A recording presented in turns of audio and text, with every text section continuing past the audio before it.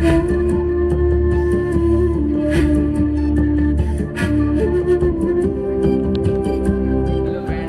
हैं आप लोग। लिबर्टी क्लासेस के चैनल पर आपका स्वागत है। और लास्ट टाइम जो आपने वीडियो देखी थी हमारे नेशनलिज्म इन इंडिया चैप्टर के इंट्रोडक्शन की, आई होप आपको वीडियो बहुत पसंद आई होगी, समझ में भी आई होगी, है ना। तो इसी के साथ हम पार्ट 1 शुरू करते हैं। और पार्ट 1 जो है हमारा पिछले टाइम छूट गया था, अब स्टार्ट करते हैं। ओके, तो पार्ट 1 जो है फर्स्ट वर्ल्ड वॉर, खिलाफत एंड नॉन कोऑपरेशन। ठीक है ना, जैसे कि आप वीडियो में देख पा रहे हैं, बोर्ड पे लिखा हुआ है फर्स्ट वर्ल्ड वॉर, खिलाफत and non cooperation.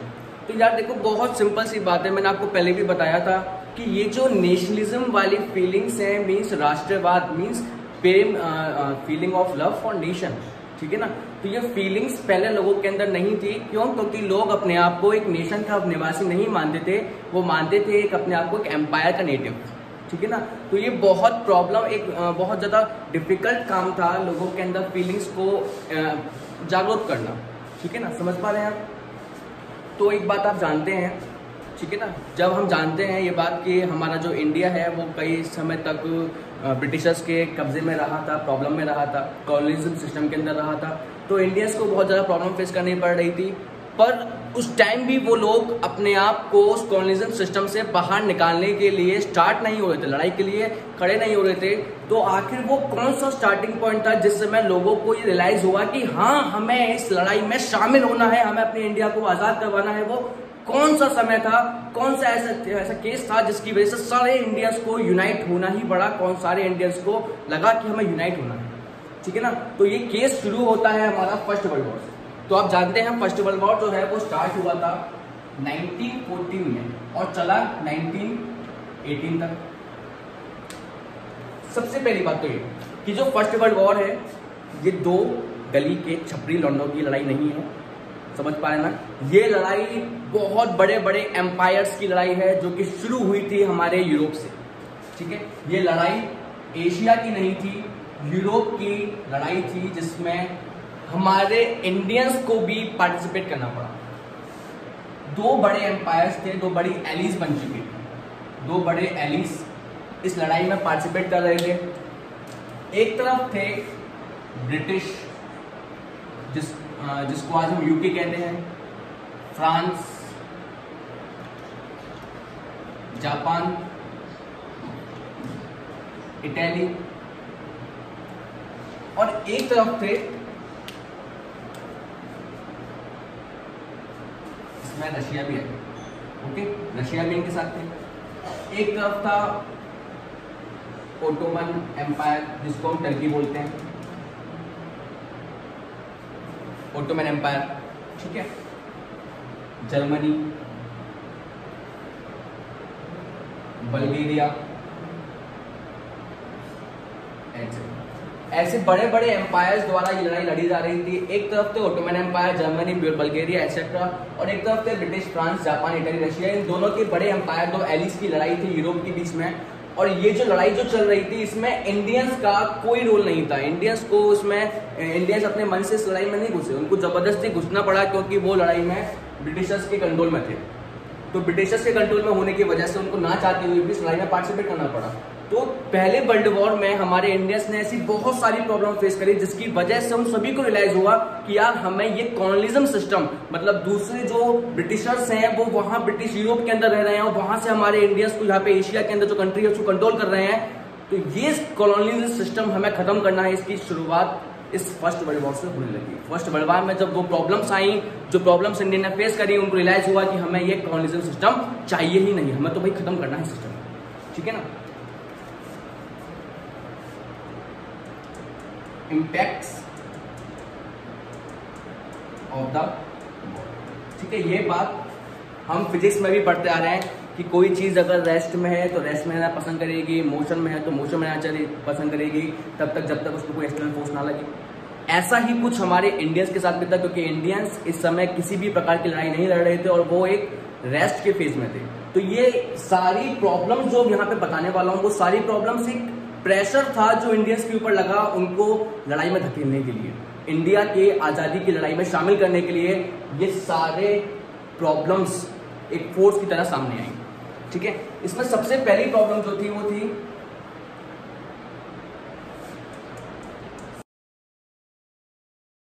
Force recruitment, ठीक है। फोर्स रिक्रूटमेंट सबसे पहली प्रॉब्लम थी जो हमारे इंडिया के लोगों के सामने आई। फोर्स रिक्रूटमेंट सबसे पहली प्रॉब्लम जो इंडिया के सामने आई। फोर्स रिक्रूटमेंट एक ऐसी सिचुएशन थी जिसमें इंडिया के जो ब्रिटिशर्स थे, जो ब्रिटिशर्स इंडिया में आए हुए थे, उन लोगों ने एक रूल लगाया था कि हर विलेज से हम एक स्पेसिफिक नंबर ऑफ पीपल, जो विलेजर्स हैं, जो पीजेंट्स हैं, किसान हो, वर्कर्स हो, कोई भी हो, हमें हर गांव से इतने आदमी चाहिए अपनी सेना में ज्वाइन करने के लिए।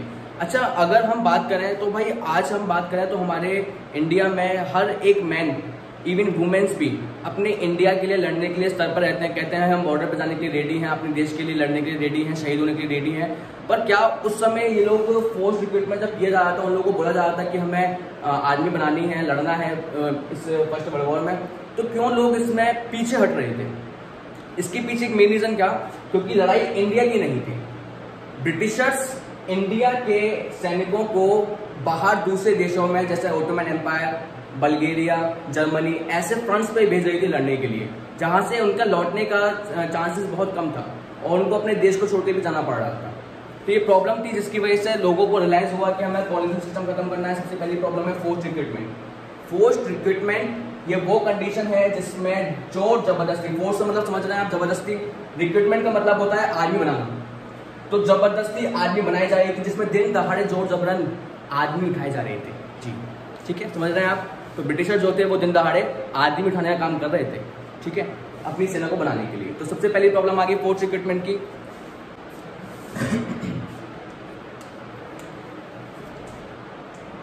Force recruitment in which Britishers hiring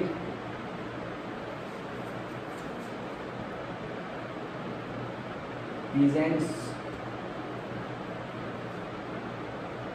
or workers forcibly from villages to join army, ठीक है। तो फोर्स रिक्रूटमेंट ये वो था जिसमें ब्रिटिशर्स जो थे वो हायर कर रहे थे पीजेंट्स और वर्कर्स को हर विलेज से, वो भी जबरदस्ती, ठीक है ना, आर्मी को ज्वाइन करने के लिए, ठीक है, ये बात क्लियर। अगली जो प्रॉब्लम थी वो आई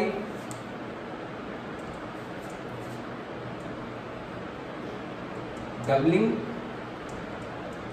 of prices in between 1913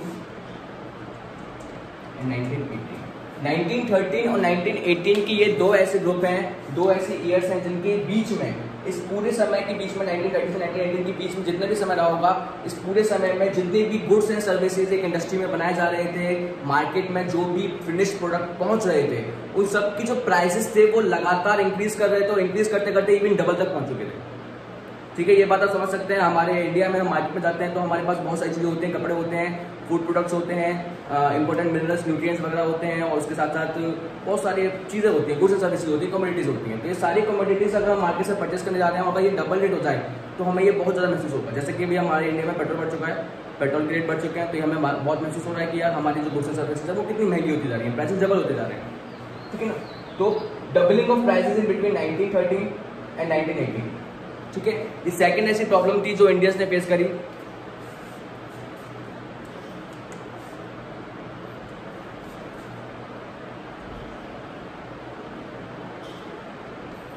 crop failure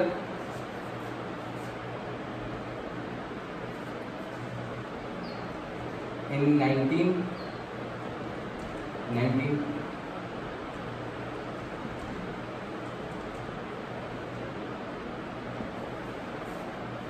1918 से 1919 की ड्यूरेशन में क्रॉप्स फेल हो गई और 1920 से 1921 की ड्यूरेशन में क्रॉप्स जो थी वो लगातार फेल हो गई थी एंड फूड की जो थी वो क्या होने लगी थी, शॉर्टेज होने लगी थी। अगर क्रॉप्स फेल होती रहेंगी तो क्या फसल उग पाएगी? क्रॉप्स जब फेल ही हो जाएंगी तो फिर जो मार्केट है, मार्केट में अनाज जो है, फूड ग्रेन्स वगैरह है, वो नहीं आएगा। तो होगा क्या एक्चुअल में, फूड की शॉर्टेज होने लगेगी, फूड शॉर्टेज। ऐसा हुआ कि क्रॉप फेलर हुआ 1918 से 1919 की ड्यूरेशन में, 1920 से 21 की ड्यूरेशन में, जिसकी वजह से फूड की शॉर्टेज होने लगी। और ये जो क्रॉप फेल हो रहे थे वो किसकी वजह से हो रहे थे? एक बीमारी थी जिसका नाम था प्लेग्यू एपिडेमिक। प्लेग्यू एपिडेमिक की वजह से ये सारे क्रॉप्स होती हैं फेल हो रही थी। और प्लेग्यू एपिडेमिक के अलावा भी एक बीमारी आई थी जिसकी वजह से इंडियंस बहुत ज्यादा प्रॉब्लम में आ गए थे, वो थी इन्फ्लुएंजा एपिडेमिक।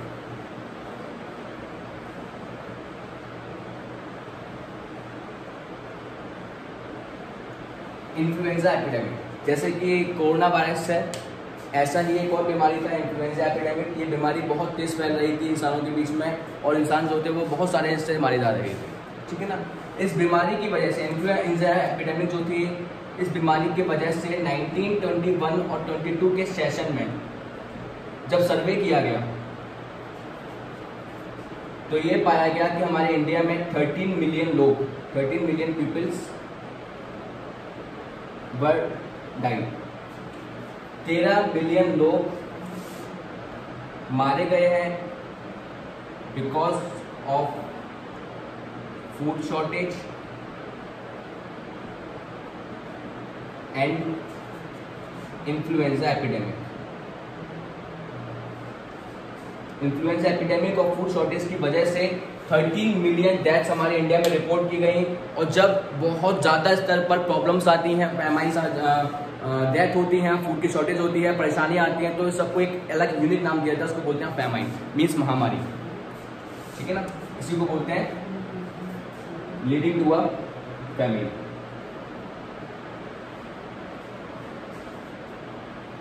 हमारे इंडिया में फैमिन आया था जो कि 1921 से 22 के बीच में था और इसमें हमारे 13 मिलियन लोग मारे गए थे फूड की शॉर्टेज से और इन्फ्लुएंजा एपिडेमिक नाम की बीमारी से।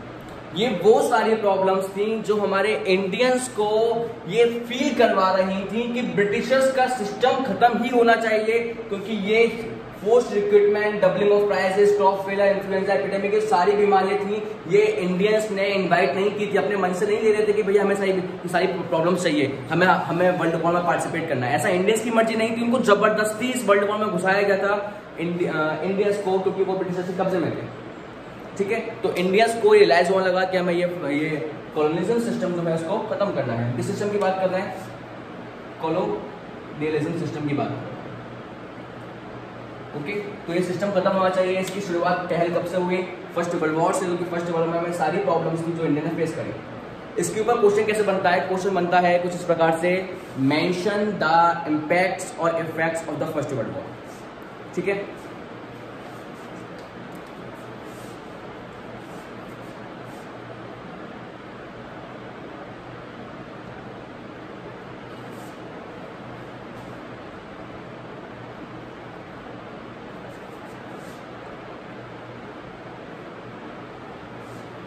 Mention the impacts of the first world war, ठीक है।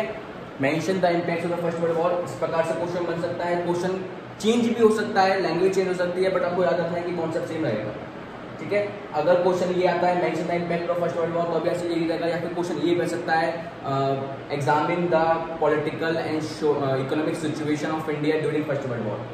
अगर ये आता है क्वेश्चन तो अभी आप इसका आंसर सेम ही रहेगा, क्योंकि हमें सिर्फ कंडीशंस बतानी है जो हमारे इंडिया ने फेस करी थी, सारी प्रॉब्लम जो हमारे इंडिया ने फेस करी थी। एंड ये बात याद रखिएगा कि क्वेश्चन का जो वेटेज है वो 3 नंबर का रहता है, ठीक है। 3 नंबर से एक्सटेंड नहीं करता इसको क्वेश्चन का आंसर, और इसको जो पॉइंट्स बनते हैं वो भी 4 से 5 पॉइंट बनते हैं हमारे, ठीक है ना। ये बात क्लियर। इसमें हम 5वें पॉइंट भी ऐड कर सकते हैं, जैसे कि अनएम्प्लॉयमेंट इंक्रीज, बेरोजगारी बढ़ने लगी थी,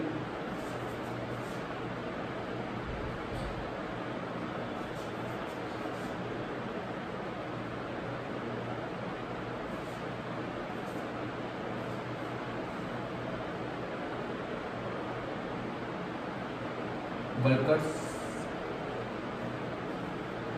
getting unemployed,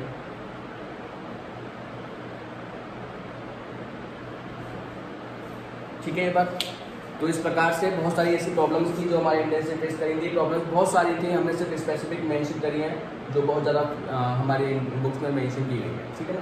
क्लियर ये बात। इन सारी प्रॉब्लम्स को फेस करते हुए इंडियंस को रियलाइज तो हो ही चुका था कि हमें ये कॉलोनियल सिस्टम खत्म करना है। अब जरूरत थी एक ऐसे मास लीडर की जो कि इन सारे इंडियंस को यूनाइट कर सके, एक अंडर यूनिफाइड मूवमेंट, ठीक है ना। उसको करने के लिए इंडिया में गांधी जी जो थे, हमारे बापू जो थे, ठीक है ना, तो इंडिया में गांधी जी वापस आए, ठीक है। इसको रफ करते हैं। तो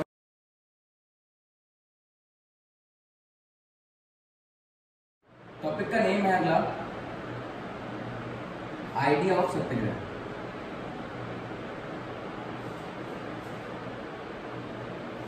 जैसे कि हम जानते हैं कि हमारे जो गांधी जी हैं वो इंडिया में वापस आए थे। गांधी जी इंडिया वापस आए, Gandhi ji return to India.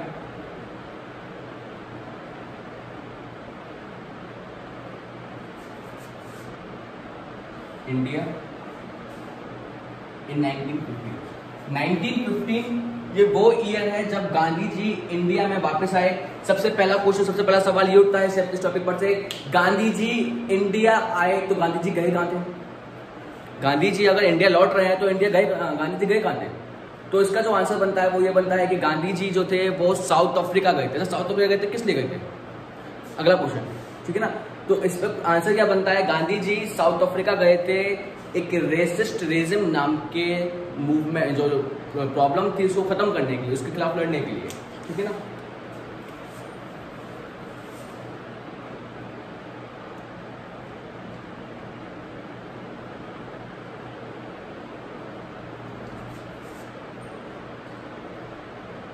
Gandhi ji went to South Africa to fight against racist regime.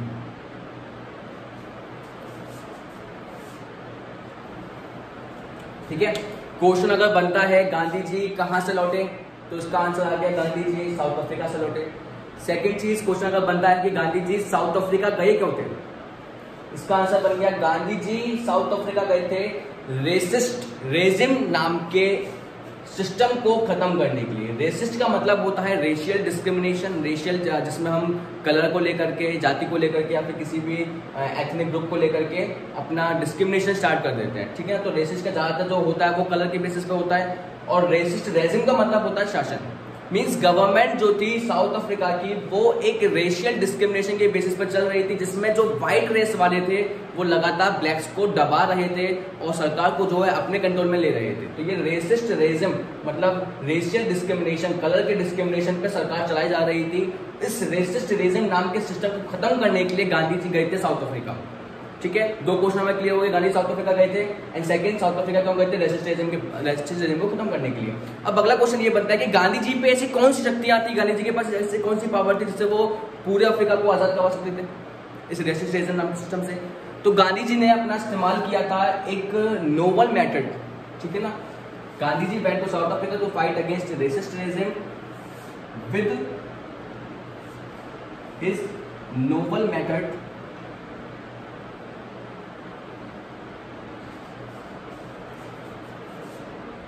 of mass agitation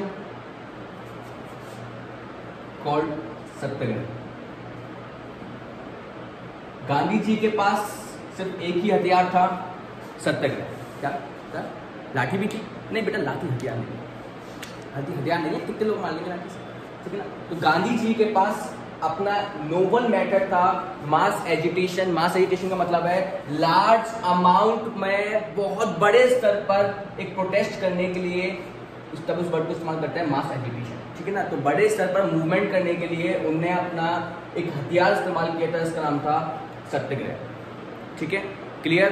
Gandhi ji जब इंडिया वापस आए तो गांधी जी ने देखा कि इंडियंस जो हैं वो फर्स्ट वर्ल्ड वॉर की कंडीशन को देखते हुए बहुत ज़्यादा मोटिवेट हो चुके हैं एंड ज़रूरत है यहाँ पर एक सही मूवमेंट लागू करने की। तो गांधी जी ने सत्याग्रह मूवमेंट इंडिया में भी चालू किया। तो इंडियन जो थे वो गांधी जी से पूछ रहे थे कि गांधी जी बापू जी बताइए कि ये सत्याग्रह मूवमेंट है क्या, ठीक है ना, ये सत्याग्रह मूवमेंट है क्या। तो गांधी जी ने सत्याग्रह मूवमेंट को सिंप्लीफाई किया, एक्सप्रेस किया। इसके ऊपर क्वेश्चन कैसे बनता है, व्हाट इज सत्याग्रह?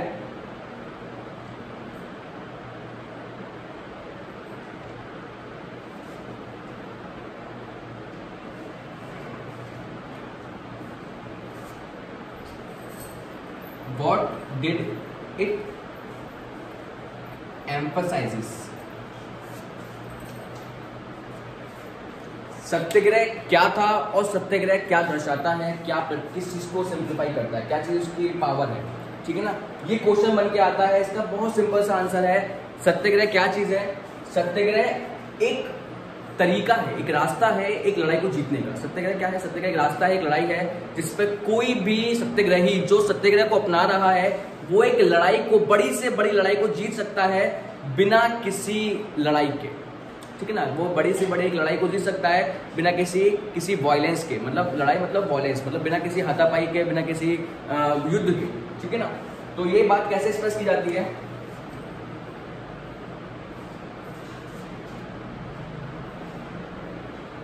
इस पर क्वेश्चन बनता है 3 नंबर का, what is satyagraha, what did it emphasise. 3 number question आएगा, आप कर देंगे, बहुत आराम से आग लगा देंगे आप। Satyagraha is a गांधीजी's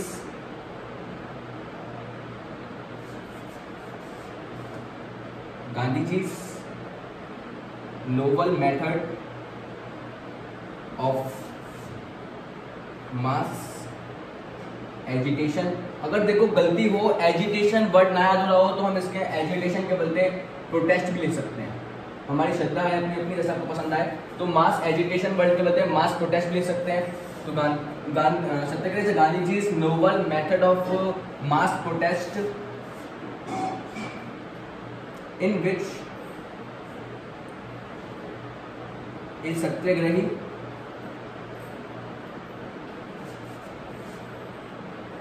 can win the battle without any physical force।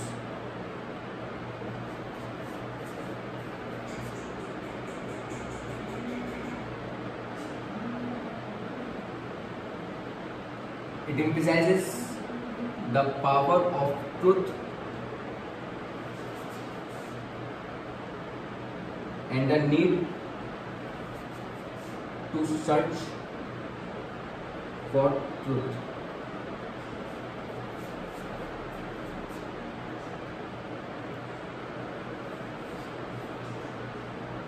In which the oppressor had to persuade the truth instead of using violence for being accepted the truth।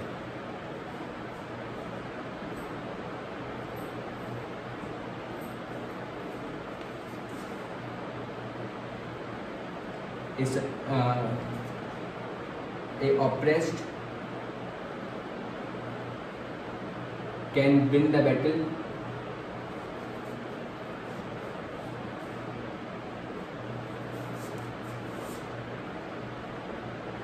without any violence and seeking vengeance। ठीक है, इसका मतलब समझ लेते हैं। Satyagraha is a Gandhiji's noble method of mass agitation. Satyagraha Gandhi ji का एक किताब में लिखा गया रास्ता था, तरीका था, जो कि बड़े पैमाने पर लड़ाई को लड़ने के लिए इस्तेमाल किया जाता है, जिसमें जो सत्याग्रह के रास्ते को अपना रहा है, सत्याग्रह इसको बोल रहे हैं जो सत्याग्रह को अपना रहा है, सत्याग्रह को अपनाने वाले सत्याग्रही किसी भी लड़ाई को जीत सकते हैं बिना किसी फिजिकल फोर्स के, बिना किसी लड़ाई, बिना किसी हाथापाई के। मतलब it emphasises the power of truth. ये हमें दिखाता है सच की शक्तियों को और हमें महसूस करवाता है सच को जानने की जरूरत क्या होती है, ठीक है ना। अगर कोई भी सत्याग्रही है वो किसी भी लड़ाई को जीत सकता है, सिर्फ अपने आप को ये बात मानता रहे कि हाँ मैं जो कह रहा हूँ वो सच है, और जो सामने वाला उसको ये शो करना है कि हम जो कह रहे हैं वो सच है और आप गलत हो, आप जो कर रहे हैं वो सही नहीं है। इन विच द ऑप्रेसर, ऑप्रेसर कौन होता है? ऑप्रेसर वो जो कि पीड़ा दे रहा है, जो प्रॉब्लम दे रहा है। तो ऑप्रेसर उस समय कौन थे? ब्रिटिशर्स थे जो प्रॉब्लम दे रहे थे। तो उन लोगों को भी उनको सामने तुझ को लेके आना था। उनको ऐसा नहीं कि उनको instead of using physical violence, ऐसा नहीं कि उनको हम जबरदस्ती जोर जबरदस्ती उनको एक्सेप्ट करवाएं लड़ मार करके कि तो हम जो बोल रहे हैं वो सच है, तुम जो बोल रहे हो वो झूठ है।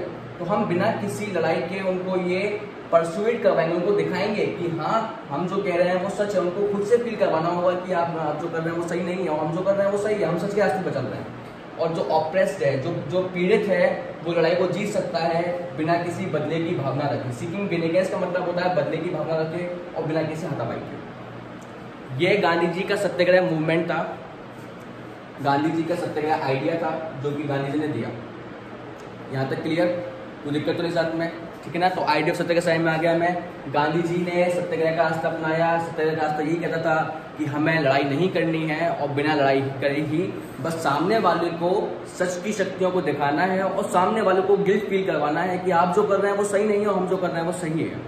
ठीक है, क्लियर ये बात।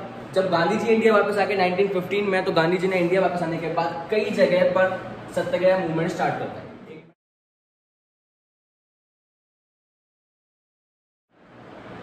सत्याग्रह मूवमेंट्स इन इंडिया। अब हम बात करते हैं हमारे सत्याग्रह मूवमेंट्स की जो इंडिया में स्टार्ट हुए। तो इंडिया में गांधी जी इंडिया में आने के बाद से तो है नहीं कि गांधी जी खाली बैठ जाएंगे, बोले नहीं हम खाली नहीं बैठेंगे। इंडिया में आने के बाद गांधी जी ने 1916, 1917, 1918 लगातार 3 साल, देखो चैप्टर को जो है बिल्कुल सीरीज में लेके चलना है। मैं 1914 में फर्स्ट वर्ल्ड वॉर शुरू हुआ है, 1915 में गांधी जी आके 1916 में सत्याग्रह मूवमेंट्स करवाए उन्होंने गांधी जी ने, ठीक है ना। तो चैप्टर सीरीज में चलता रहेगा, याद रहेगा। और लास्ट टाइम तुमने बताया था अपना इमेजिनेशन पावर, तो इमेजिनेशन पावर क्लियर रखिएगा तभी चैप्टर बिल्कुल याद से याद रहेगा, ठीक है ना। तो सबसे पहला जो सत्याग्रह मूवमेंट था वो हुआ था चंपारण इन बिहार में। Champaran in Bihar for indigo plantation workers.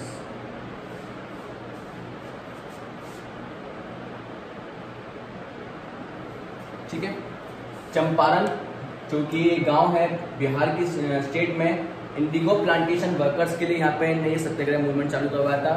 Indigo plantation workers की कहानी कुछ ऐसे थी। हमारे इंडिया जो है वो पहले एक लीडिंग प्रोड्यूसर रहा है प्लांटेशन में इंडिगो का, ठीक है ना। आप ये बात जानते हैं प्लांटेशन का मतलब क्या होता है। प्लांटेशन एक ऐसी टाइप की फार्मिंग होती है जिसमें जो एक रेयर क्रॉप जो होती है, रेयर का मतलब जो हर जगह नहीं उगती, ऐसी क्रॉप की वो जमीन जहाँ पर वो क्रॉप उग सकती है उस जमीन को गवर्नमेंट अपने हाथ में ले लेती है। ऐसा ही बिल्कुल यहाँ पर हुआ हमारे इंडिया में। बिहार के जो गांव थे वहाँ पे इंडिगो बहुत इजीली ज़्यादा था, तो बिहार के गाँवों को, बिहार की जो ज़मीन थी उसको स्टेट ने अपने कंट्रोल में ले लिया, गवर्नमेंट अपने कंट्रोल में ले लिया। उसके बाद क्या हुआ, हमारे इंडिया में जो जितने भी किसान थे वो सब इंडिगो उगाया करते थे उससे, और वो इंडिगो उनको देना पड़ता था ब्रिटिशर्स को, एंड उसका कुछ प्रॉफिट उनको दे दिया करते थे किसानों को, ठीक है ना। अब हुआ क्या, किसान की डिमांड थी कि ये इंडिगो की जो ज़मीनें हैं ये हमें वापस कर दी जाए, ये हमारे मालिक, हम इसके मालिक हैं, हम इसके ओनर हैं। तो ब्रिटिशर्स ने क्या किया, ब्रिटिशर्स ने ज़मीन तो वापस कर दी उन लोगों को, मतलब सेल कर दी उनको। ब्रिटिशर्स ने जो ज़मीन थी वो इंडिगो की प्लांटेशन वर्कर्स को वापस सेल कर दी।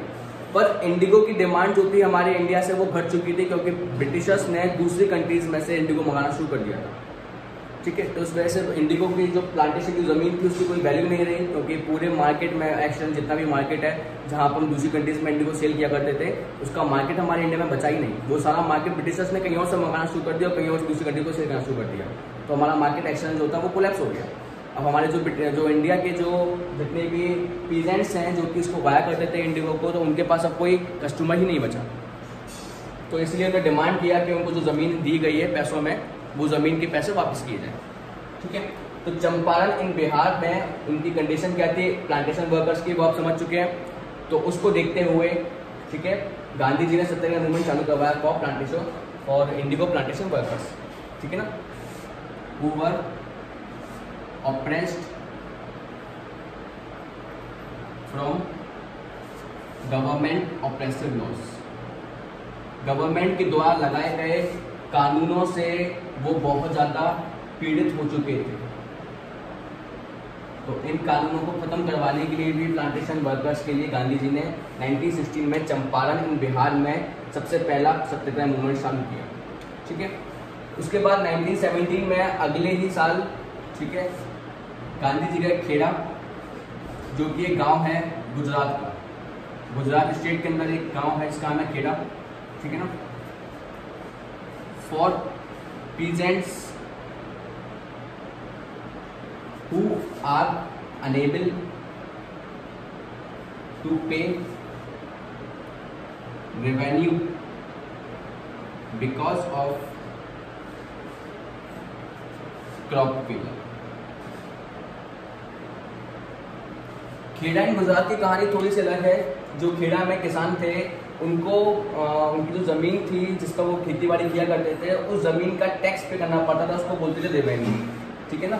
जिस ज़मीन पे वो खेती बाड़ी करते थे उस ज़मीन का गवर्नमेंट को टैक्स पे करना पड़ता था, बट फसल उग ना पाने की वजह से, खराब हो जाने की वजह से जो खेड़ा और गुजरात के जो लोग थे, जो पीजेंट्स थे, वो सब रेवेन्यू पे करने के लिए सक्षम नहीं थे, मतलब रेवेन्यू पे नहीं कर पाए थे। तो इन्होंने गांधी जी से कहा, गांधी जी हमारे लिए सत्याग्रह मूवमेंट चालू करवाइए, क्योंकि हम क्रॉप्स फेल होने की वजह से रेवेन्यू पे नहीं कर पाएंगे। तो गांधी जी ने सत्याग्रह मूवमेंट चालू करवाया खेड़ा इन गुजरात में, ठीक है। अगला जो था वो था अहमदाबाद इन गुजरात, ये भी गुजरात के अंदर है। फॉर कॉटन मिल वर्कर्स, ठीक है।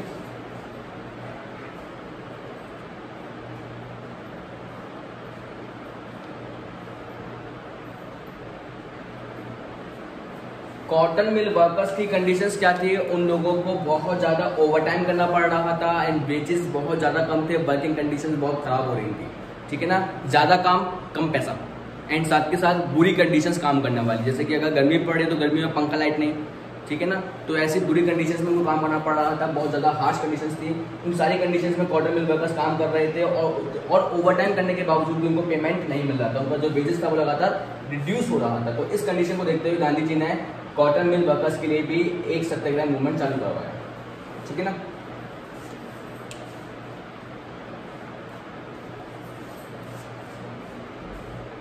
Who are oppressed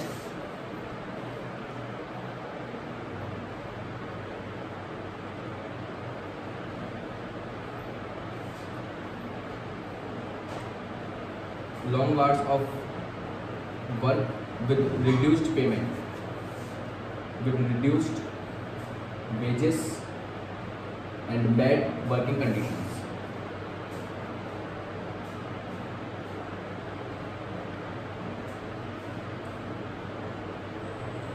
इन सारी प्रॉब्लम्स को देखते हुए गांधी जी ने सत्याग्रह मूवमेंट चालू करवाया। तो गांधी जी हमारे इंडिया में सक्सेसफुली 3 जगह पर, चंपारण इन बिहार, खेड़ा इन गुजरात, अहमदाबाद इन गुजरात, इन 3 जगहों पर सक्सेसफुली सत्याग्रह मूवमेंट चालू करवा चुके थे, ठीक है। ये बात दिक्कत तो नहीं है। अब इस पर क्वेश्चन कैसे बन सकता है, ठीक है ना। क्वेश्चन बनने के 2 रास्ते हैं, समझिएगा इस बात को। क्वेश्चन बनने के 2 रास्ते हैं। एक तो बन सकता है थ्योरेटिकल वे में, जिसमें क्वेश्चन बनेगा mention the year and place where Gandhi ji started their first satyagraha movements. तो इसमें आंसर कैसे बन जाएगा? इसके 3 पॉइंट्स लिखे हुए हैं हमारे पास। हमें 3 पॉइंट में पहले ईयर लिखनी है, फिर जगह लिखनी है, एंड साथ के साथ किसके लिए किया, क्यों किया, वो सारी रीजंस लिखते हुए आपको ये 3 पॉइंट में आंसर बन जाएगा, ठीक है ना। 3 नंबर का क्वेश्चन बनेगा इसके ऊपर। या क्वेश्चन बन सकता है मैप के फॉर्म में, ठीक है ना। क्वेश्चन बन सकता है मैप के फॉर्म में। अगर मैप के फॉर्म में क्वेश्चन बनेगा तो कैसे बनेगा कि गांधी जी ने सबसे पहला, हम समझ रहे सबसे पहले का मतलब ऑर्गेनाइजेशन की बात कर रहे हैं, सबसे पहला मूवमेंट जो था सत्याग्रह का कहाँ शुरू किया?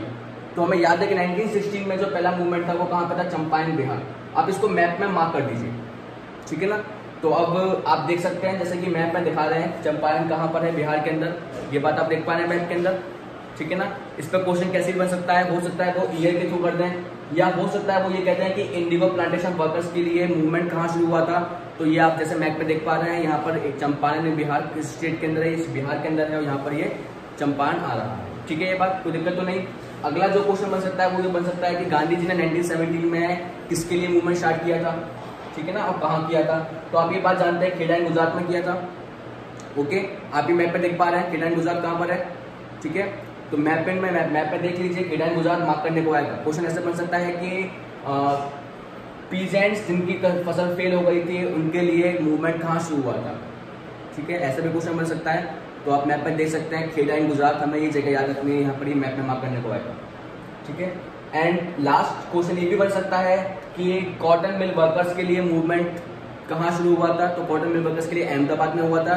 ये मैप में देख पा रहे हैं आप, मैप में अहमदाबाद मार्क कर देना है, ठीक है। या क्वेश्चन में वो ईयर के थ्रू भी दे सकता है, ईयर कि 1918 में गांधी जी ने सत्याग्रह मूवमेंट किसके लिए शुरू किया था, कहाँ शुरू किया था, तो आपको सत्याग्रह मूवमेंट कॉटन मिल वर्कर्स के लिए शुरू किया था, कहाँ पर, अहमदाबाद में किया था। अहमदाबाद को मैप में मार्क कर सकते हैं, ठीक है ना, देख रहे हैं मैप में अहमदाबाद मार्क है। ओके, ये बात कोई दिक्कत नहीं है साथ में, पक्का याद रहेगा, कोई दिक्कत तो नहीं है। यहाँ तक हमने पढ़ लिया है, बट सबसे बड़ी प्रॉब्लम ये है कि भैया ये सीक्वेंस में याद कैसा रहेगा, क्योंकि इसमें 3 बातें पढ़ी है, 3 ईयर पढ़ी है हमने, 3 जगह पढ़ी है, 3 अलग अलग लोगों की कंडीशंस पढ़ी है, ठीक है। याद कैसे रहेगा, मैं ट्रिक बताता हूँ आपको, अच्छे से इसको याद कर लेना, ठीक है ना। बहुत सिंपल सी ट्रिक है, आपको याद रखना है 6 चंपा बिंदी, 7 खेलाफल, 8 अहम को मिल।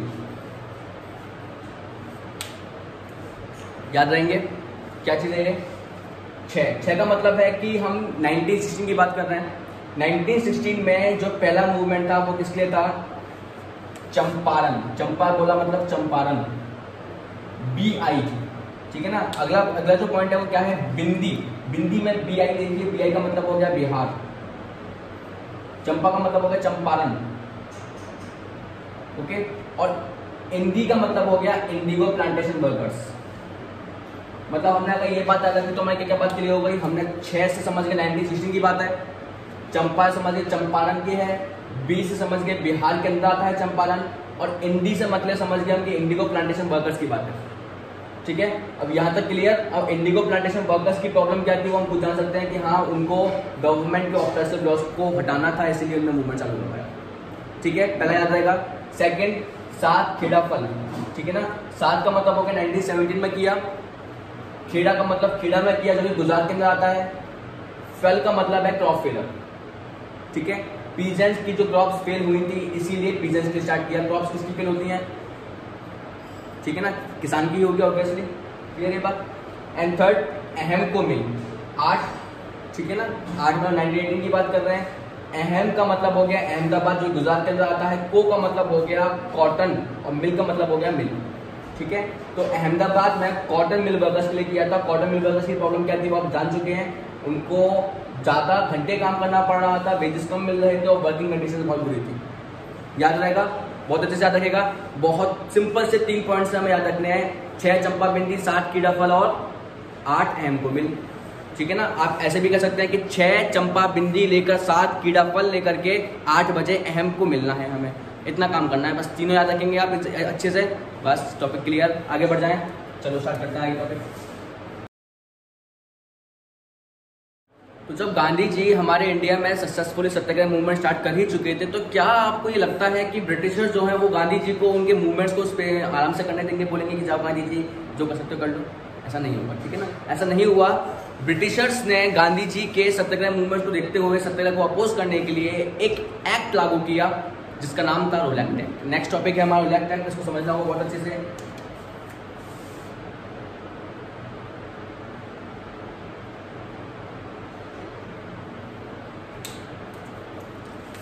गांधी जी ने 1916, 1917, 1918 सीरीज में चल रहे हैं बिल्कुल। 1914 में फर्स्ट वर्ल्ड वॉर शुरू हुआ है, 1915 में गांधी जी वापस आ गए, ठीक है, सीरीज में चल रहा है। 1918 में हमने लास्ट क्या पढ़ा, खेड़ा एंड गुजरात का टॉपिक पढ़ लिया, कोई दिक्कत तो नहीं।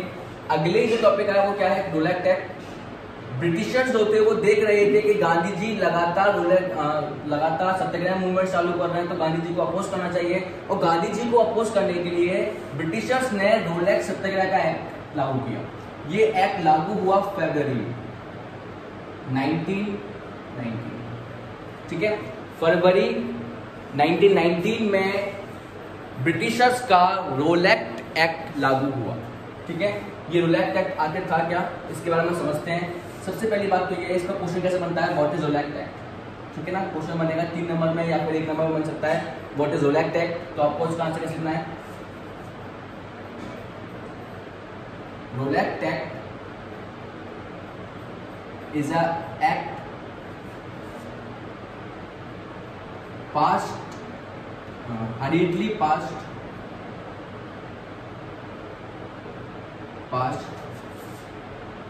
by Imperial Legislative Assembly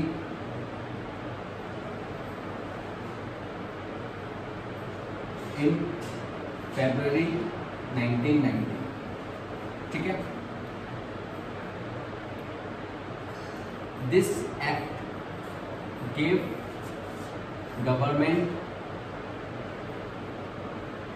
the enormous powers to repress all political activities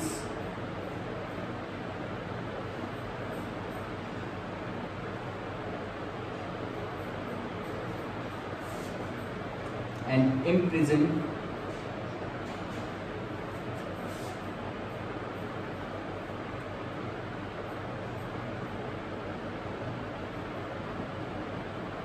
the political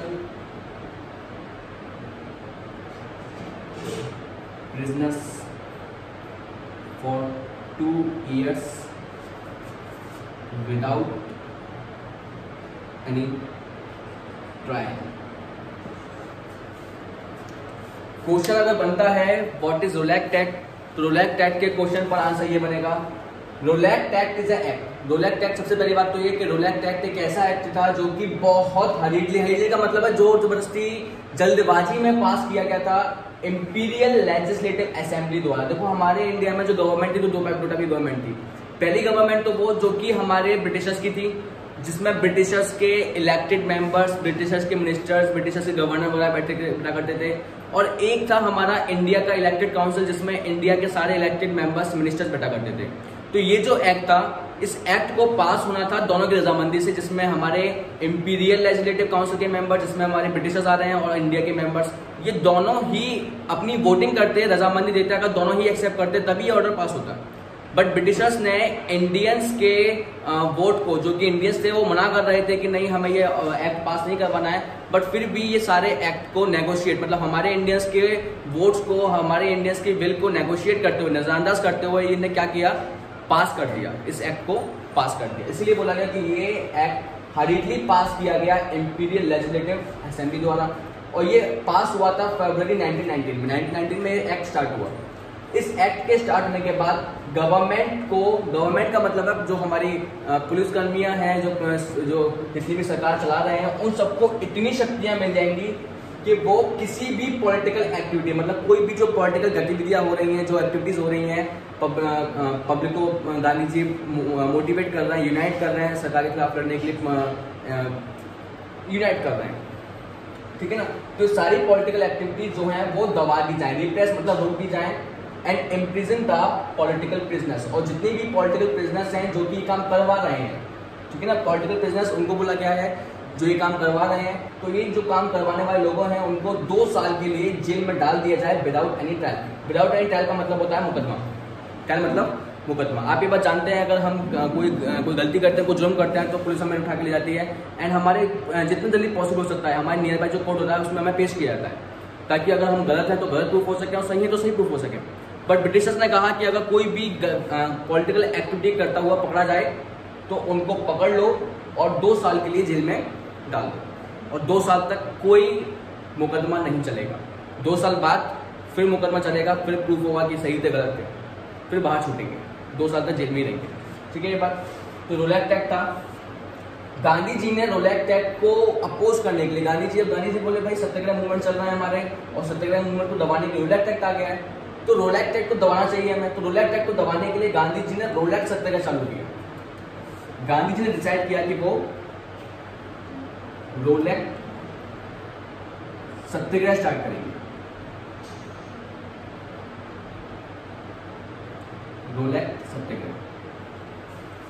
रोलैक्ट सत्याग्रह में गांधी जी ने डिसाइड किया कि वो 6 अप्रैल एक हड़ताल के साथ स्टार्ट करेंगे रोलैक्ट सत्याग्रह को, और धीमे धीमे जैसे ही हड़ताल बढ़ती जाएगी, बहुत सारे देश के अलग सिटीज़ में हड़ताल हुई।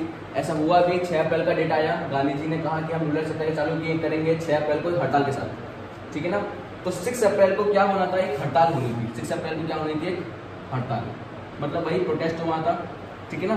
तो हड़ताल जो थी 6 अप्रैल को हुई भी, और बहुत सारी सिटीज़ में, इंडिया के बहुत सारी सिटीज़ में जो टेली कम्युनिकेशन सिस्टम था, ट्रांसपोर्ट सिस्टम था, उसको रोका गया। जैसे रेलवे लाइन्स थी, ट्रांसपोर्ट सिस्टम था, उस पर घेराबंदी करी गई। टेली कम्युनिकेशन सिस्टम था, उस पर घेराबंदी करी गई। साथ के साथ गवर्नमेंट ऑफिसर्स को घेरा गया, और बैंक जो थे उसमें भी हड़ताल की गई। तो बहुत सारी जगहों पर हड़ताल की गई, ठीक है ना। जितने भी डॉक वर्कर्स थे, क्रेन वगैरह में जो काम किया करते थे, उनने भी हड़ताल किया, उनने भी अपना काम करने से इनकार कर दिया, ठीक है ना। तो 6 अप्रैल को जो हड़ताल थी वो बहुत फेमस हुई। फिर गांधी जी ने डिसाइड किया कि जैसे जैसे हड़ताल इंक्रीज होगी, जैसे जैसे पब्लिक इकट्ठा होती जाएगी, फिर हम एक सिविल डिसोबीडियंस मूवमेंट की स्टार्ट करेंगे, पहले शुरू करेंगे, ठीक है। गांधी जी का सोचना था कि जैसे ही 6 अप्रैल को हड़ताल होगी, ब्रिटिशर्स कोई रूल लगाएंगे हमें दबाने के लिए, बट उस समय हम उनके रूल्स को फॉलो नहीं करेंगे। सिविल का मतलब होता है पब्लिक, और डिसोबी का मतलब होता है बात ना मानना, किसी का विरोध करना, ठीक है ना, उनकी बातों को एक्सेप्ट ना करना। तो गांधी जी ने कहा कि जैसे हम 6 अप्रैल को हड़ताल शुरू करेंगे, तो हड़ताल के बाद क्या होगा, ब्रिटिशर्स हमें दबाने के लिए कोई रूल लगाएंगे, पर हम उस रूल को डिसोबे करेंगे, ठीक है। गांधी जी का सोचना ऐसा था कि सिविल डिसोबीडियंस मूवमेंट शुरू होगा, बट ऐसा नहीं हुआ। केस आया 10 अप्रैल का। 10 अप्रैल का अमृतसर का केस था। अमृतसर में जो वर्कर्स, एक अमृतसर के जो लोग थे, वो सब बहुत पीसफुल हड़ताल कर रहे थे गांधी जी के कहने पर। और 10 अप्रैल को केस क्या हुआ, जो पुलिस थी उस पीसफुल प्रोसेशन कर रहे, हड़ताल जो कर रहे थे, बहुत शांतिपूर्वक हड़ताल कर रहे थे, उसमें पुलिस वालों ने गोली चला दी, और उसमें कुछ हमारे जो अमृतसर के लोग थे वो मारे गए।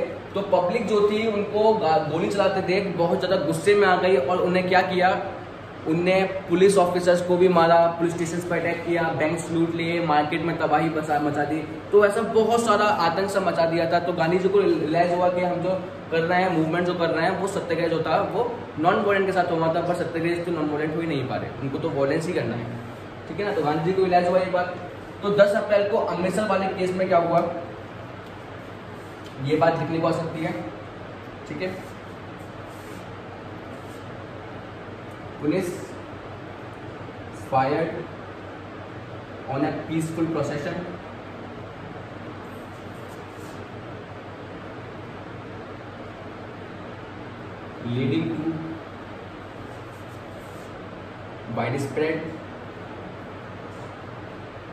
leading to widespread anger,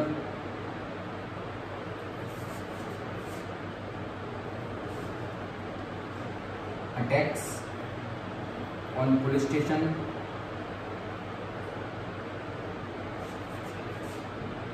government officials,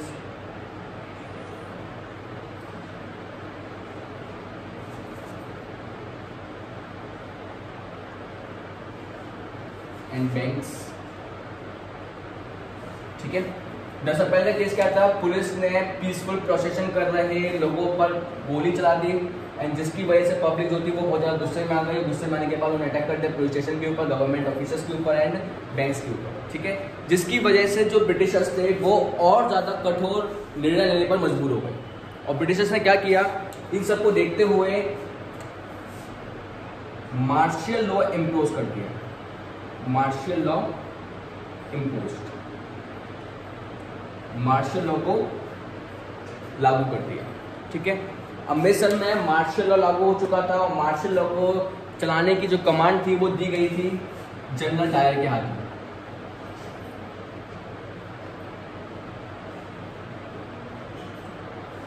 ठीक है। मार्शल लॉ को इम्पोज कर दिया गया और उसकी कमांड दे दी गई जनरल डायर के हाथ में। जनरल डायर ने क्या किया, जनरल डायर ने हमारे इंडिया का एक बहुत इनफेमस जलियांवाला बाग इंसिडेंट करवा दिया। ये जलियांवाला बाग इंसिडेंट क्या था, चलो उसकी तरफ चलते हैं थोड़ा सा।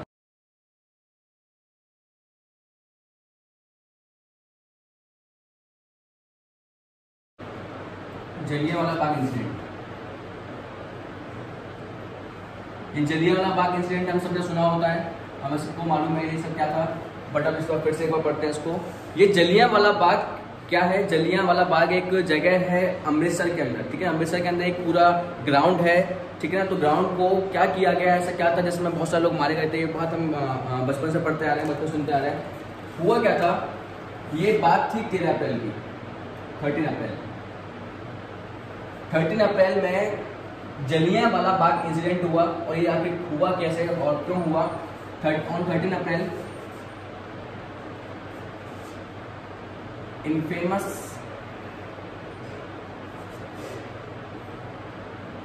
Jallianwala Bagh incident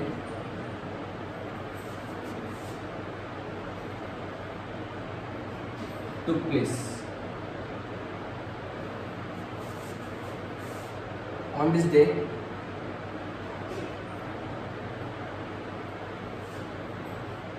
some people gathered in ground to enjoy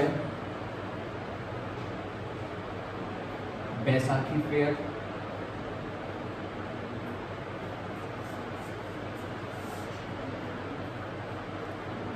and some people gathered to protest against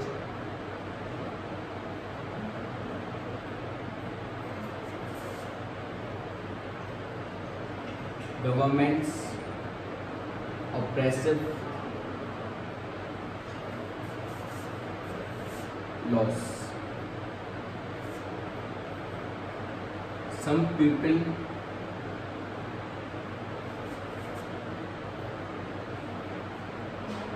from outside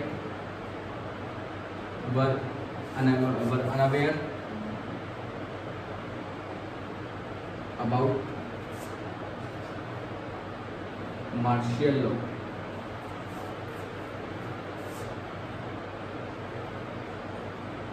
General Dyer entered in ground, blocked all exit points and open fired on people.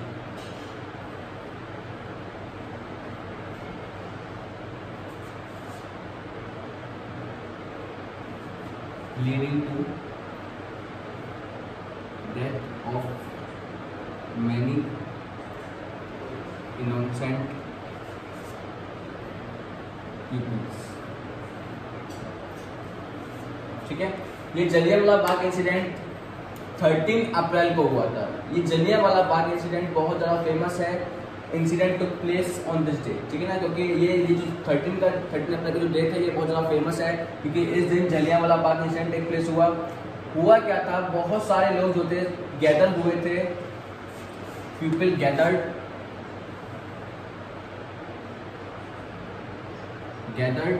In ground to enjoy Baisakhi fair. ये महीना जो होता है अप्रैल का, ये बैसाख का महीना होता है, तो उसमें बैसाखी फेयर लगती है, जैसे नुमाइश होती है, एग्जीबिशन वगैरह होती है, ऐसे एक बैसाखी फेयर लगती है। उस एग्जीबिशन, उस नुमाइश को एंजॉय करने के लिए बहुत सारे लोग गैदर हुए थे, और कुछ लोग हमारे गैदर हुए थे गवर्नमेंट के ऑपरेसिव लॉस के खिलाफ प्रोटेस्ट करने के लिए। और जो लोग हमारे आउटसाइडर्स थे, जिन लोगों जो अमृतसर के बाहर के लोग थे, उन लोगों को नहीं मालूम था कि यहाँ पर मार्शल लॉ इम्पोज हो चुका है। और हुआ क्या, जनरल डायर ने जितने भी ग्राउंड में ब्लॉक एग्जिट पॉइंट्स थे सबको ब्लॉक कर दिया और पब्लिक के ऊपर ओपन फायर कर दिया, जिसकी वजह से बहुत सारे इनोसेंट लोग जो थे वो मारे गए। ठीक है, तो ये इसलिए जलियांवाला बाग जो है बहुत ज़्यादा इनफेमस माना जाता है। ठीक है, ये बात कोई दिक्कत तो नहीं है। अब जब जनरल डायर से पूछा गया कि आखिर ये जो जलियांवाला बाग इंसिडेंट किया, आखिर इसको करने के पीछे क्या रीज़न था, तो जनरल डायर का कहना था कि हमने ये काम सिर्फ इसलिए किया ताकि इंडियंस और जितनी भी सत्याग्रही हैं जो कि इस मूवमेंट को करवा रहे हैं, उन लोगों के अंदर आतंक का और डर का भय बैठ जाए। ठीक है, ये बात तो जनरल डायर ने बाद में क्लियर किया कि उसने क्यों किया ऐसा, सिर्फ सत्याग्रही के मन में डर बांधने के लिए। ठीक है, ये बात कोई दिक्कत तो नहीं है। क्वेश्चंस पे बनता है right a short note on Jallianwala Bagh incident. अगर ये आप लेके आए क्वेश्चन कंप्लीट है आपका। ठीक है, क्वेश्चन कैसे बनता है, right a short note on Jallianwala Bagh incident, 3 number में बनता है आंसर। ठीक है ना। आप ये पूरा लेके आएंगे, यहाँ से कंप्लीट हो जाएगा आपका, बहुत एग्जैक्ट से लिखा हुआ है, ठीक है ना। कोई दिक्कत तो नहीं साथ में, क्लियर है, कोई दिक्कत तो नहीं है।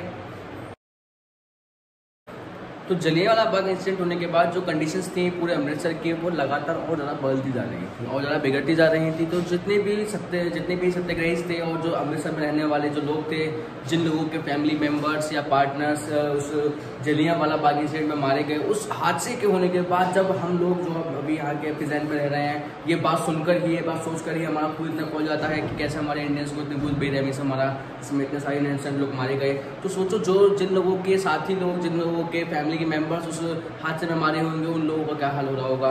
वो फैमिलीज कितना ज़्यादा गुस्सा भी कर रही होंगी, कितना ज़्यादा अकेलापन रो भी रही होंगी।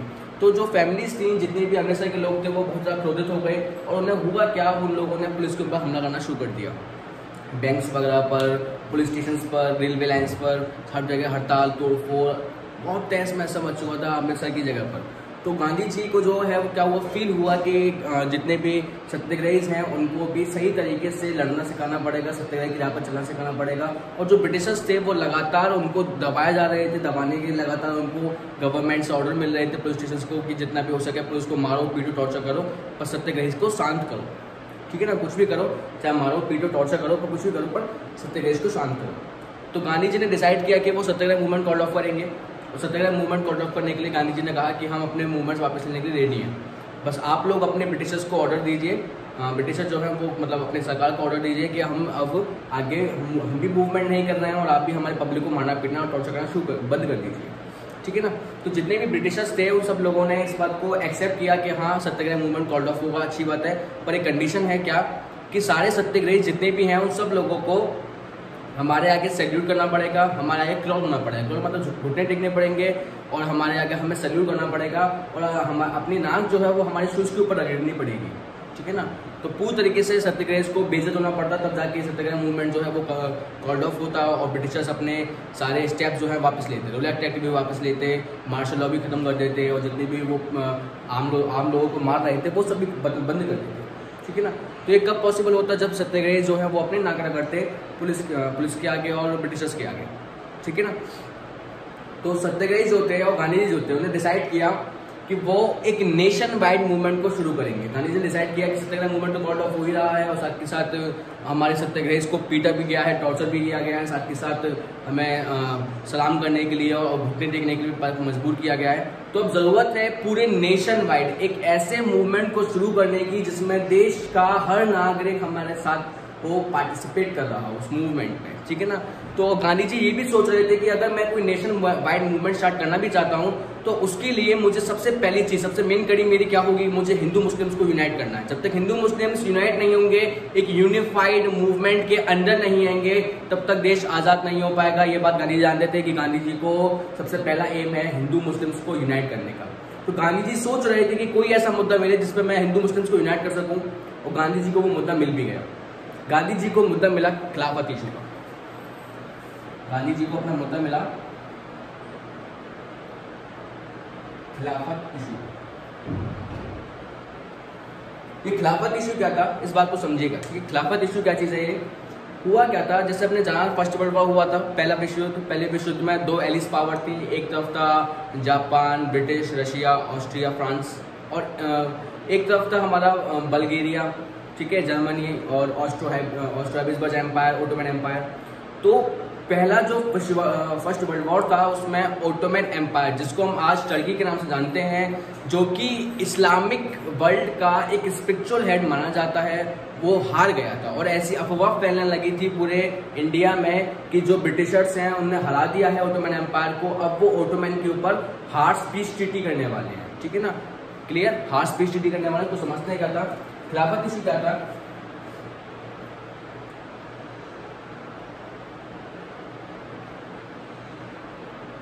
In first world war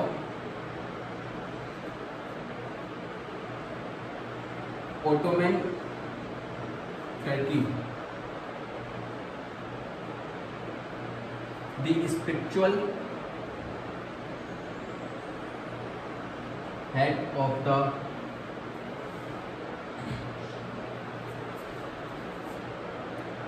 of the Islamic world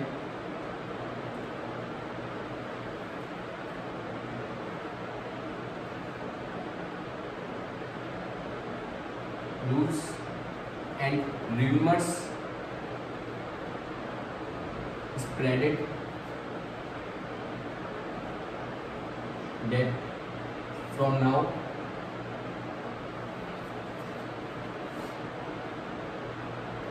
Britishers are going to impose harsh peace treaty on their spiritual head खलीफा। ठीक है, खिलाफत इश्यू क्या था? पहला विश्व युद्ध में ओटोमन एम्पायर, जिसको हम टर्की के नाम से जानते हैं, वो हार गया था। उसके हारने के बाद हमारे इंडिया में जो मुस्लिम्स हैं उन सब के बीच में एक अफवाह फैल रही थी कि ब्रिटिशर्स जो है उनके स्पिरिचुअल हेड, उनका स्पिरिचुअल हेड जो है वो किंग है, और किंग को जो क्या कहते हैं, खलीफा बोलते हैं। वहाँ के जो किंग है वो क्या बोलते हैं? खलीफा। तो स्पिरिचुअल हेड हमारा खलीफा, उसके ऊपर बहुत ज्यादा हार्श पीस ट्रीटी होने वाली है। हार्श का मतलब होता है बहुत कठोर, पीस का मतलब होता है शांतिपूर्वक समझौता, ट्रीटी का मतलब होता है समझौता। तो एक बहुत ज्यादा कठोर समझौता होने वाला है शांतिपूर्वक, पर ये जो समझौता होगा वो बहुत कठोर होगा। तो ये बात को देखते हुए जितने भी ब्रिटिशर्स थे उस सबने, जितने भी इंडिया में मुस्लिम्स थे उन सबने डिसाइड किया कि वो यहाँ से इंडिया में रह करके ब्रिटिशर्स को अपोज करेंगे कि वो उनके स्पिरिचुअल हेड, इस्लामिक वर्ल्ड का जो हेड है ओटोमन एम्पायर, उसके राजा के ऊपर, उसके खलीफा के ऊपर ज़्यादा हार्श ट्रीटी ना करें। और इसको करने के लिए हमारे इंडिया में एक खिलाफत कमेटी फॉर्म हुई।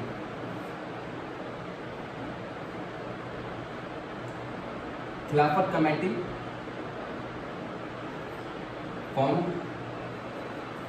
ये फॉर्म हुई हमारे बॉम्बे में, जिसको हम आज मुंबई के नाम से जानते हैं, बॉम्बे। खिलाफत कमेटी फॉर्म हुई बॉम्बे में इन मार्च 1919 का समय है, मार्च, और बॉम्बे में खिलाफत कमेटी फॉर्म हुई। और खिलाफत कमेटी फॉर्म की गई थी दो यंग मुस्लिम लीडर्स द्वारा, two young Muslim leaders,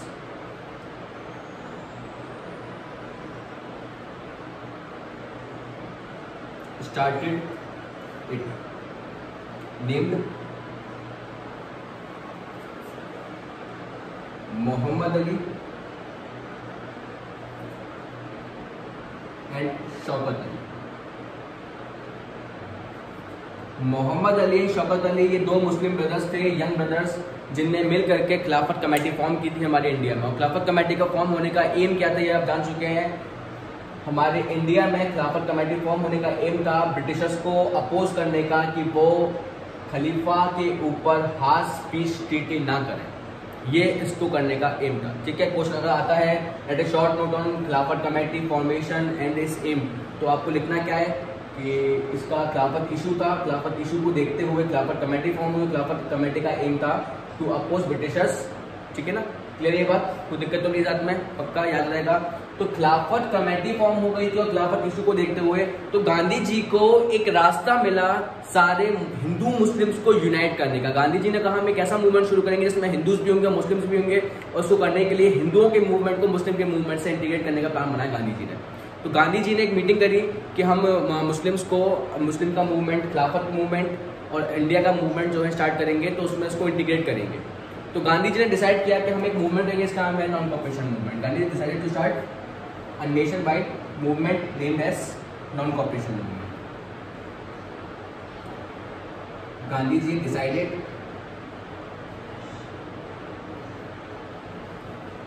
to start a nationwide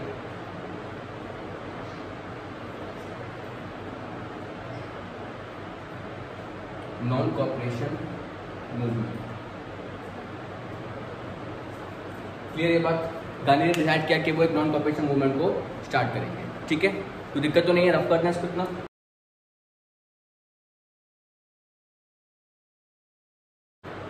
Gandhi ji ने नॉन कॉपरेशन मूवमेंट स्टार्ट करने का प्लान बनाया। तो इंडियंस जो थे और जितने भी इंडियन नेशनल कांग्रेस के मेंबर्स थे और जितने भी उनके सपोर्टर्स थे, उन सब लोगों ने गांधी जी से सवाल किया कि आखिर ये नॉन कॉपरेशन मूवमेंट क्यों।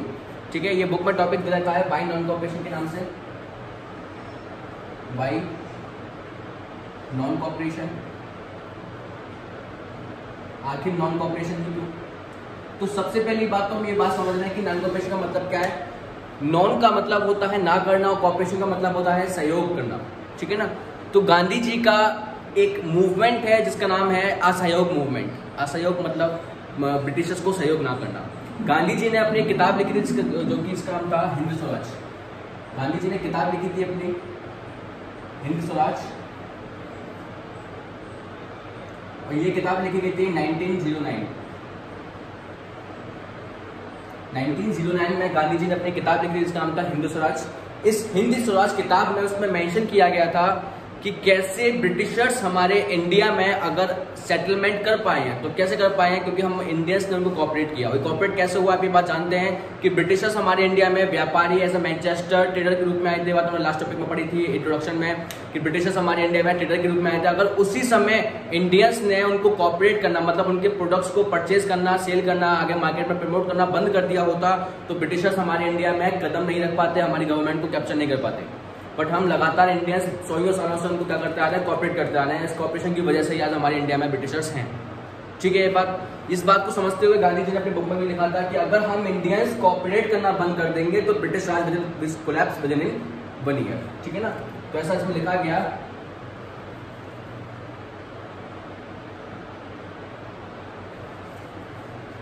ओके, इसका आंसर कैसे बनता है, क्वेश्चन अगर आएगा बाय नॉन कॉपरेशन तो इसका आंसर लिखना है Gandhi ji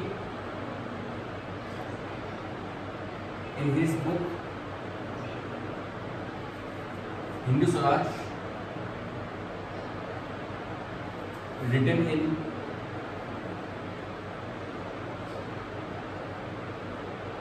1909 said that Britishers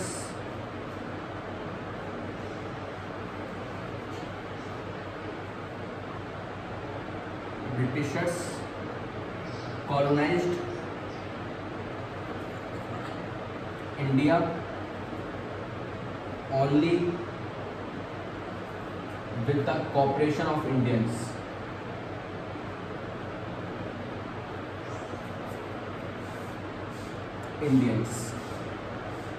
And if we Indians stop to cooperate,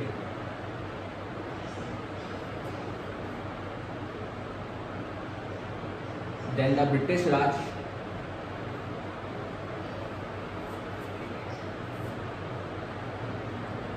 will collapse within a year.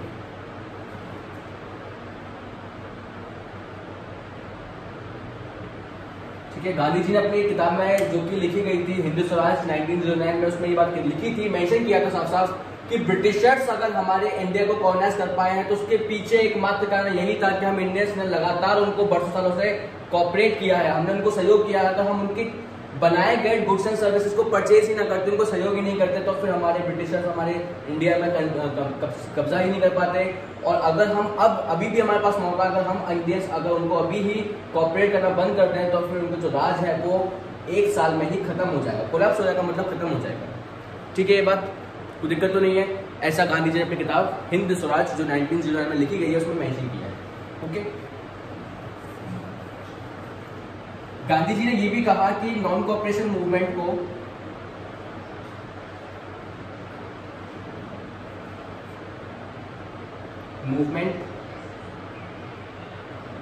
will unfold in stages। Gandhi ji कह रहे थे कि हमें मूवमेंट जो है एक लॉन्ग मूवमेंट बनाना है, एक अच्छा मूवमेंट जो सक्सेसफुल हो जाए ऐसा मूवमेंट बनाना है। तो उसको करने के लिए हमें मूवमेंट को स्टेप बाय स्टेप लेकर चलना पड़ेगा, एक संग कूदेंगे नहीं, लेकर के क्या करेंगे, स्टेप बाय स्टेप लेकर चलेंगे। और इसको करने के लिए गांधी जी ने बताया कि सबसे पहला स्टेप होगा, the first step is all Indians boycott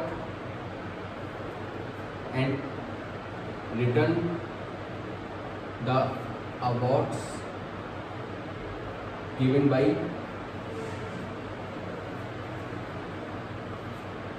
Britishers. ठीक है, सबसे पहला स्टेप कि जितने भी इंडियंस हैं वो सारे अवार्ड्स को बॉयकॉट करेंगे। जितने भी अवार्ड्स ब्रिटिशर्स ने हमें दिए हैं वो सारे अवार्ड्स हम उनको वापस कर देंगे, ये दिखाने के लिए कि आपने जितने भी अवार्ड्स दिए हैं उन सबकी हमारे मन में कोई वैल्यू नहीं है, उन सबकी कोई भी वैल्यू नहीं है हमारे अंदर। ठीक है ना। ये सेकंड जो स्टेप है वो क्या है हमारा, all government officials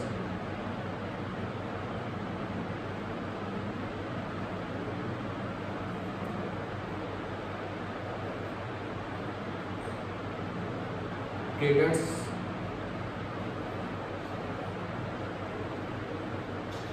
teachers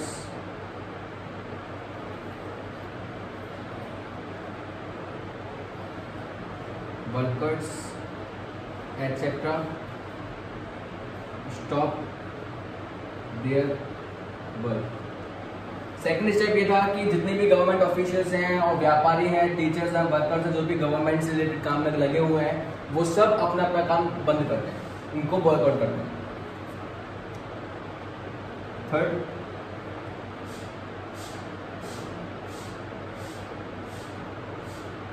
all political parties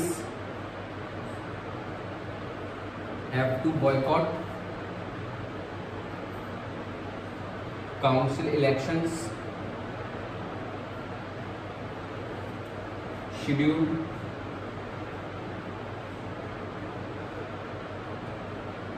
on 1920।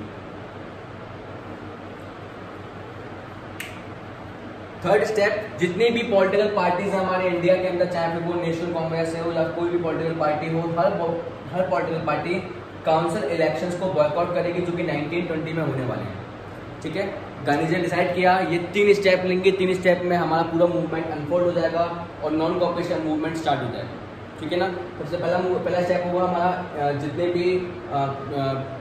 जितने भी हमारे इंडिया के बहुत फेमस पर्सनैलिटीज रहे होंगे, जिन लोगों ने अवार्ड जीते थे, वो सब अवार्ड वापस करें अपने इंडिया के।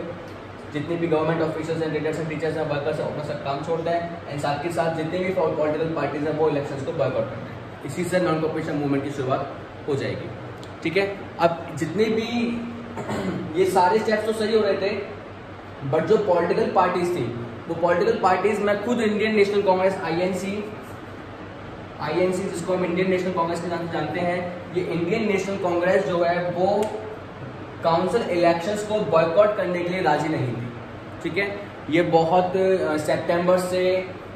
सितंबर, अक्टूबर, नवंबर, ये 2-3 महीने ऐसे रहे थे जिसमें बहुत ज़्यादा डिबेट हुई थी, पार्टीज के इंटरनल डिबेट, जिसमें पार्टी में 2 हिस्से बनते जा रहे थे, एक तरफ पॉजिटिव, एक तरफ नेगेटिव। पॉजिटिव वाले कह रहे थे कि हम काउंसिल इलेक्शंस को बॉयकॉट करेंगे और नॉन कॉपरेशन मूवमेंट को सहयोग करेंगे, और बहुत से लोग ऐसे भी थे पार्टी के अंदर जो कि नॉन कॉपरेशन मूवमेंट को सहयोग नहीं करना चाह रहे थे, वो बोल रहे थे कि हम काउंसिल इलेक्शन में पार्टिसिपेट करेंगे। ठीक है ना, वो घबरा रहे थे इस बात से कि हर बार की तरह गांधी जी का मूवमेंट कहीं वॉयलेंट ना हो जाए, जैसे हर बार सत्याग्रह मूवमेंट वॉयलेंट होता रहा था, ऐसे कहीं ये नॉन कॉपरेशन मूवमेंट भी वॉयलेंट ना हो जाए, पब्लिक को बहुत ज़्यादा प्रॉब्लम फेस ना करनी पड़े, इसलिए वो चाह रहे थे कि काउंसिल इलेक्शन में पार्टिसिपेट किया जाए। और एक तरफ जो लोग चाह रहे थे कि हम काउंसिल इलेक्शन को बॉयकॉट करके नॉन कॉपरेशन मूवमेंट में पार्टिसिपेट करें। ठीक है, ये बात तो लगातार जो कंडीशंस थी वो बिगड़ती जा रही थी एंड फाइनली कांग्रेस का सेशन हुआ। ठीक है, अब मैं रफ कर रहा हूँ, ये बात समझ गए।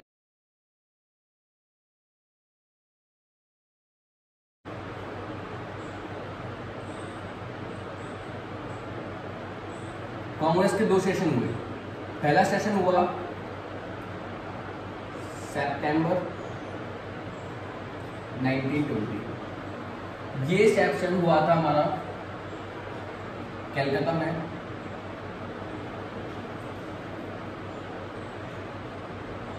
In this session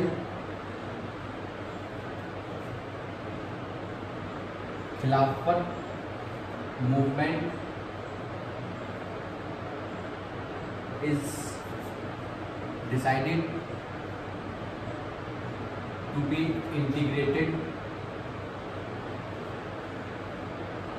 with non-cooperation।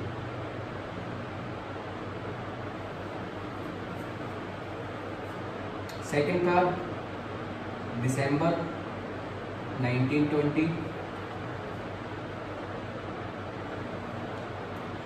Nagpur.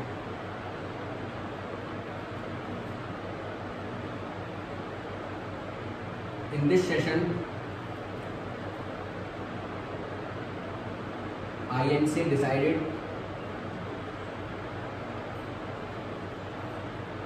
to boycott council elections and to adopt non-cooperation movement।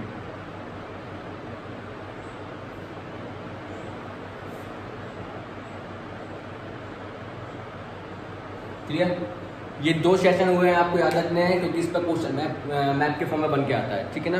Question ये आ सकता है जैसे कि सितंबर 1920 में पहला सेशन कहाँ हुआ, तो आपको याद रखना पड़ेगा। मैप में आप हाईलाइट करेंगे कि पहला कांग्रेस सेशन जो हुआ वो सितंबर 1920 कलकत्ता में हुआ, ठीक है। इस कलकत्ता के सेशन में डिसाइड किया गया था कि खिलाफत मूवमेंट को नॉन कोऑपरेशन मूवमेंट से जोड़ा जाएगा और वो बनेगा फिर नॉन कोऑपरेशन खिलाफत मूवमेंट, ठीक है। ये कहाँ पर हुआ? कलकत्ता में। सेशन का मतलब होता है मीटिंग, ठीक है। आईएनसी की जितनी भी मीटिंग्स होती हैं उसको सेशन के फॉर्म में कर देते हैं। जैसे कि कभी भी कोई मीटिंग होगी और उसमें जो डिसीजन लिया जाएगा तो वो सेशन के फॉर्म में आ जाएगा, ठीक है। तो कलकत्ता में एक मीटिंग हुई थी जो कि सितंबर 1920 में हुई। इस सेशन को हम क्या कहते हैं, कोलकाता सेशन के नाम से जानते हैं, ठीक है ना, कोलकाता सेशन। और इसमें खिलाफत मूवमेंट को इंटीग्रेट किया गया नॉन कोऑपरेशन मूवमेंट के साथ, ठीक है। जैसे कि आप मैप में देख पा रहे हैं, ये मार्क कर दिया है मैप में, ठीक है। कहाँ पर है कोलकाता, याद रखेंगे आप लोग। ये मैप का क्वेश्चन आएगा। क्वेश्चन 2 प्रकार से आ सकता है, या तो वो डेट दे करके पूछेगा या फिर पूछेगा कि खिलाफत मूवमेंट को नॉन कोऑपरेशन से इंटीग्रेट कब किया गया और किस जगह पर किया गया, कौन सा कांग्रेस सेशन था वो, तो आपको याद रखना पड़ेगा कोलकाता सेशन था वो, ठीक है ना। अगला क्वेश्चन मैप का फिर से बन सकता है। इसके ऊपर क्वेश्चन बनेगा कि 1920 दिसंबर में सेशन कहाँ पर हुआ, तो नागपुर पर हुआ, ठीक है। कहाँ हुआ? नागपुर। नागपुर कहाँ आता है? महाराष्ट्र की स्टेट में, ओके। तो क्वेश्चन ये भी बन सकता है कि नॉन कोऑपरेशन मूवमेंट को आईएनसी ने अडॉप्ट किया किस कांग्रेस के सेशन में, तो आपको रखना पड़ेगा कि दिसंबर 1920 का सेशन था जो कि नागपुर में हुआ था, ठीक है। जैसे कि आप मैप में देख पा रहे हैं, ठीक है। महाराष्ट्र पे मार्क कर दिया गया है नागपुर को, ठीक है। याद रहेगा, कोई दिक्कत तो नहीं है। प्रॉब्लम ये आएगी कि भैया इसको याद कैसे किया जाएगा, है ना। याद है आपको पहले जो बताई थी आप लोगों को, 6 चंपा बिंदी 60 की रफल और 8 बजे एम को मिल, ठीक है ना। याद रहेगी। ऐसी कोटे पता था इसकी भी,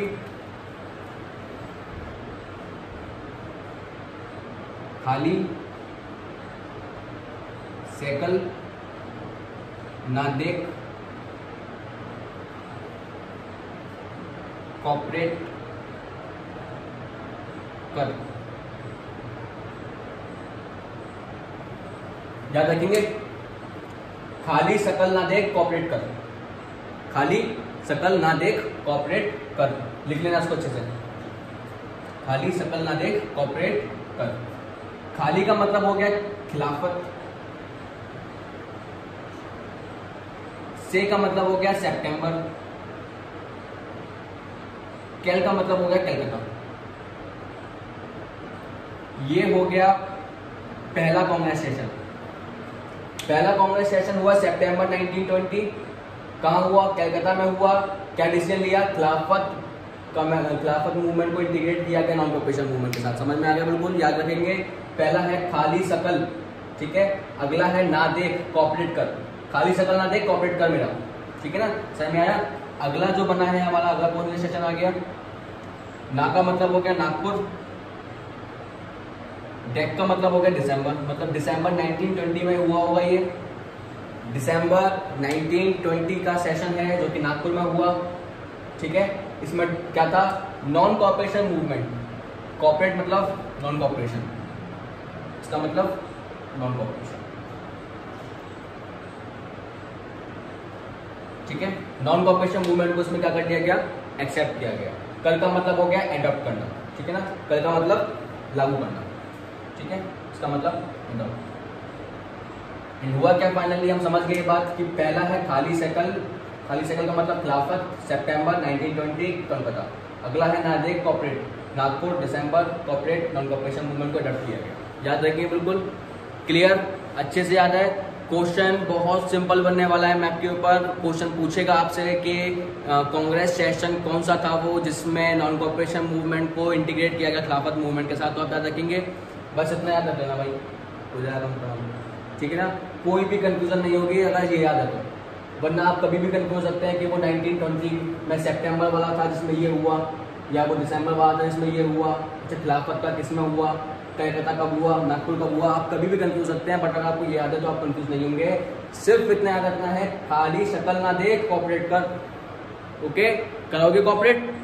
चलें फिर, ठीक है। इसी के साथ पार्ट 1 खत्म होता है। नेक्स्ट पार्ट की ओर हम बढ़ते हैं, ठीक है ना। क्लियर? बहुत अच्छे से समझ लेना, रिवाइज कर लेना, और साथ के साथ जो भी मैंने लिखा है यहाँ पर वो सब स्टॉप कर करके आपने आई होप लिखा होगा। अगर नहीं लिखा तो वापस से प्रीवियस जाओ वीडियो पर और फिर से सब लिख लो, क्योंकि ये सारा नोट्स बहुत काम आएगा। हर बार वीडियो नहीं देखी जाएगी, है ना। तो एग्जाम टाइम पर नोट्स बनाकर रख लीजिएगा। कॉन्सेप्ट तो क्लियर हो चुका होगा आपका पार्ट 1 का। अब आपको बस नोट्स को पढ़ लेना होगा एग्जाम टाइम, ठीक है। क्लियर? All the best.